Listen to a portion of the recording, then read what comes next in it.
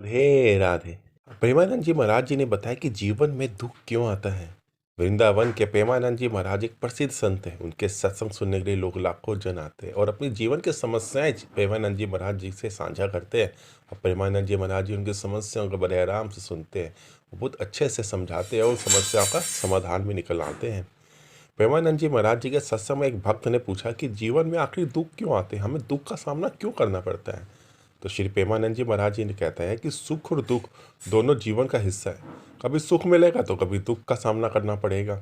सुख और दुख एक ही सिक्के के दो पहलू ही है। ये दोनों आपस में पलटते पलटते रहते हैं। महाराज जी ने आगे कहा कि दुख आने की वजह बताई। उन्होंने बताया कि अज्ञान हमारा नाश कर रहा है, यह तनाव दे रहा है। उन्होंने कहा कि हमारा अज्ञान ही हमें दुख देता है।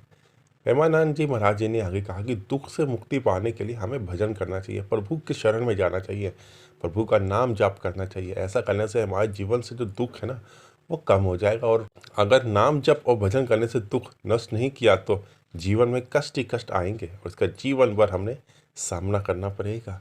तो अर्थात प्रभु के भजन करने से, उनका नाम जप करने की इतनी ताकत है, इतना चमत्कार है, इतना शक्तिशाली है, जो जीवन के सारे कष्ट और दुख को खत्म कर सकता है और जीवन में सच्चा आनंद हमें प्राप्त होता है। तो बोलो श्री राधे राधे।